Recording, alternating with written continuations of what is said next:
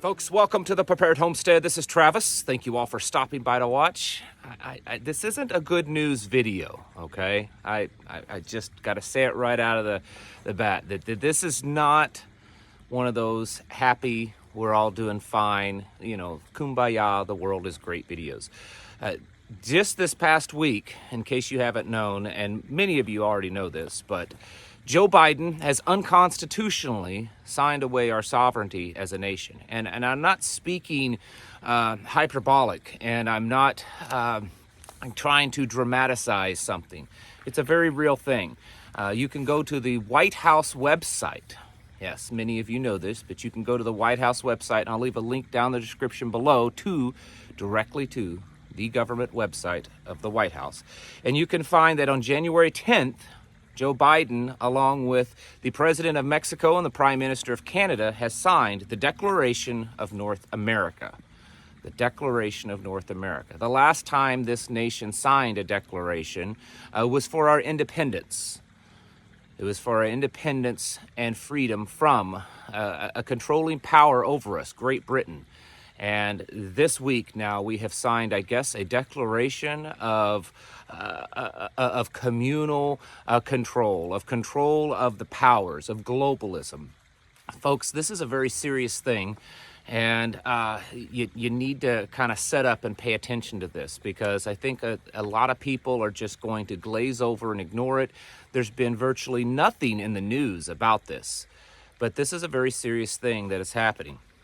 And I believe that this is just the beginning.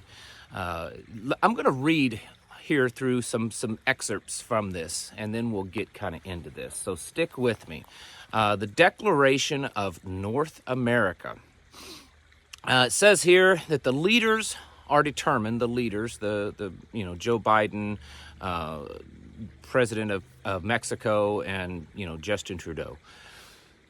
The leaders are determined to fortify our region's security, prosperity, sustainability, and inclusiveness through commitments across 6 pillars: diversity, equity and inclusion, climate change and the environment, competitiveness, migration and development, health, and regional security. We are not just neighbors and partners. Our people share bonds of family and friendship and value. Above all else, freedom, justice, human rights, equality, and democracy. This is the North American DNA. They're really kind of hung up on DNA. Have you noticed that? As just a little sidetrack here. They're really hung up on DNA. This whole Great Reset, transhumanism, Fourth Industrial Revolution, they're really, really obsessed with DNA. And maybe it's just a simple coincidence that Declaration of North America is, the DNA is the acronym for that. Or maybe this is pre-planned. But folks, they're obsessed with DNA.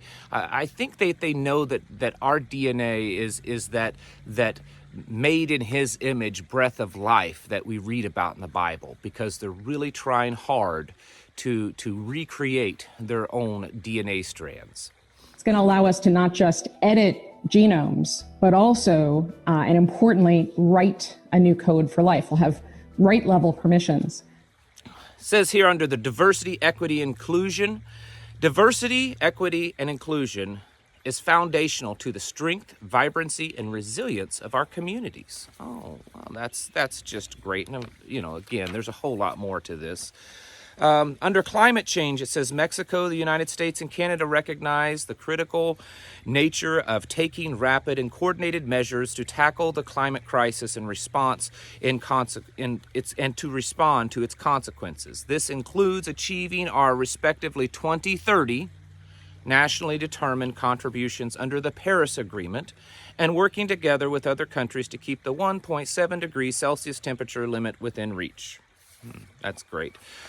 We reiterate our pledge to protect biodiversity, to work towards ending deforestation, and doing our part to conserve 30% of the world's land and waters by 2030.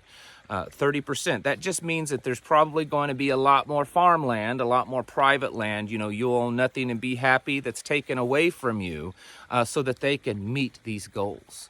Just remember that. Competitiveness, it says we will also consider trilateral approaches to promote sustainable and inclusive jobs and development workplace to meet our climate commitments. I'll say, so we're going to all work together. We're going to work together. I mean, that's why we're seeing millions and millions of people cross the border on the south, and nothing's being done about it. I mean, absolutely nothing's being done about it. Joe Biden and this administration absolutely has the powers to stop this, but they don't want to do it. In fact, before he was elected, he actually said, hey, if you're down south of the border, just come on over. We'll welcome you in. This is all part of a plan. This invasion of our borders and this relinquishing of the sovereignty of our nation. This is all part of their plan, folks.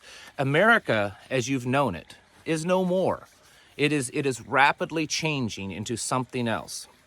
Under migration and development, today we affirm our joint commitment to safe, orderly, humane migration under the Los Angeles Declaration and other relevant multilateral frameworks. This includes assisting host communities, promoting migration and refugee integration, providing protection to refugee asylum seekers and vulnerable migrants, strengthening asylum capacity in the region, expanding and promoting regular pathways for migration and protection, and addressing the root causes of and impacts of irregular migration. I guess that's what they're calling it now when they're crossing illegally. Forced displacement, and collaborating to counter xenophobia and discrimination against migrants and refugees. So there's no part of their plan to address the influx of millions of illegals crossing the border, but we are going to address all these xenophobic and discriminating people against them. Under the health section, it says the North American Health Security Work Group will develop and launch a new revised NAPAPI, which stands for the North American Plan for Animal and Pandemic Influenza, as a flexible, scalable, and cross-section platform to strengthen regional prevention preparedness response to a broader range of health security threats that include influenza and beyond. Again, they're planning for complete lockdowns. They're planning for complete control over you because of health crises. You have to kind of read between the lines. Regional security, it says Mexico, the United States, and Canada will focus on strategies to bolster our shared continental security against domestic, regional, and global threats. So now we're going to be sharing the workload with Mexico and Canada. Does that mean that we're going to be, helping them out in their security? Are they helping our security out by the countless drugs and guns and humans and everything else that's being sent across the border? Doesn't sound very likely. Folks, this goes back. This started way back 30 years ago with NAFTA, the North American Free Trade Agreement, and then after that, the North American Union that was being pushed by both Bill Clinton and George W. Bush. This is very much a globalist thing, and it is a serious, serious threat to us as a nation and our sovereignty. What they are trying to do is form something much like the European Union. And as we have seen, as the European Union has grown over the years, that the sovereignty of those individual nations, part of that union, has diminished greatly, to the point that the North American Union is a reigning oligarchy over what were once sovereign nations as part of the union. That is exactly where we're headed here. It may not have happened the day that this document was signed, but make no mistake about it, that is exactly where we are headed. This globalist, Agenda 2030, Great Reset, plan that we've been talking about for a long time is moving forward at a pretty rapid pace, folks.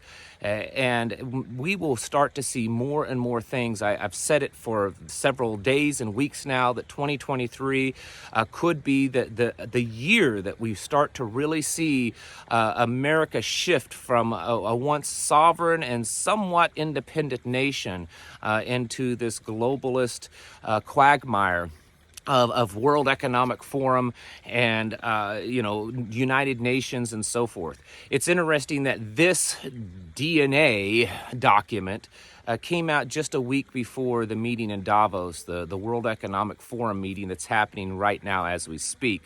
This is a very serious thing. And I think that so many people are just not getting it. They don't even know about it because no one's talking about it. But overnight, this nation's sovereignty is being given away to a globalist group that will control and dictate your life.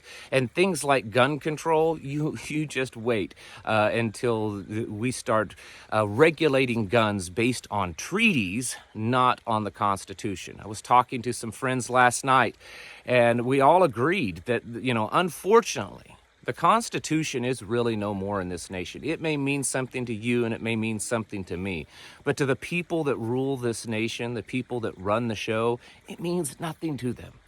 And that's unfortunate. We have definitely crossed a threshold that our founding fathers warned about. When power that corrupts, and then it corrupts, ultimately, because we've allowed too much of our individual rights, too much of our sovereignty, handing it over to these people, and they are in control.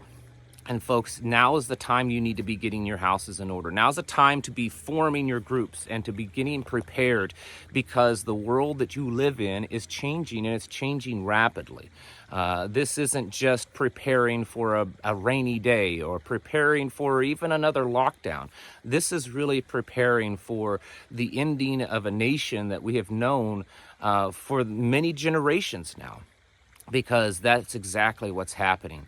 This formation of these globalist cabals and this North American Union, and now this North American Declaration of North America. They are hell-bent on taking away every bit of sovereignty that you have. Folks, get your house in order. It's time to prepare mentally, physically, and spiritually. Thank you for watching, and I'll catch you in the next video.